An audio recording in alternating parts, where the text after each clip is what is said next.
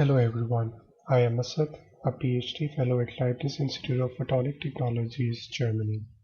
Today I will be presenting a poster about an interesting form of instability which causes unidirectional lasing in a ring laser, that too without any directional elements such as isolators or circulators. Starting with the setup, the ring cavity is pumped by a high-power fiber-coupled pump diode through a pump signal combiner. The pump signal then pumps a 6-meter long section of ytterbium fiber mentioned here by the name of YB. Due to no directional selective elements up till this stage, ytterbium emits a seed signal in both the clockwise and counterclockwise direction. The clockwise signal then continues to pass through 1 to 2 km long section of a standard germanium doped single mode fiber, namely Corning high 1060. This is mentioned here by the name of GE. The ring is then closed through a 4-volt output tap coupler named here by OC. A tap coupler is needed to complete the circuit as well as couple small part of the signal out for characterization where a power and spectral characterizations were made. The ring cavity has no directional elements and is therefore expected to lace bidirectionally, but as seen in this plot, the cavity becomes unidirectional after a certain threshold. The final direction is not predefined and the laser can flip in either the clockwise or the counterclockwise direction. Given the high pump powers and long fiber lengths involved, the output spectrum is broad. Therefore, the impact of linear loss of different components in the cavity become an important factor to consider. In this poster, I will concentrate on the findings regarding the influence of passive fibers' linear loss on the final direction. Due to the broadband emission because of stimulated Raman scattering, before inclusion of a fiber section, its loss profile was determined in the emitted near-infrared region. Surprisingly, we observed that although the manufacturer and type of the fiber is same, that is Corning high 1060, different fiber spools showed a very different loss profile.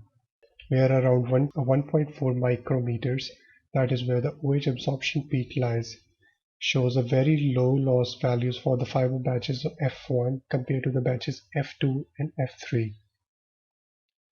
We therefore investigated if and how the spool order and hence the loss sequence or gradient affects the final direction. We did this by splicing 1 kilometer long sections of fiber from different batches into the cavity.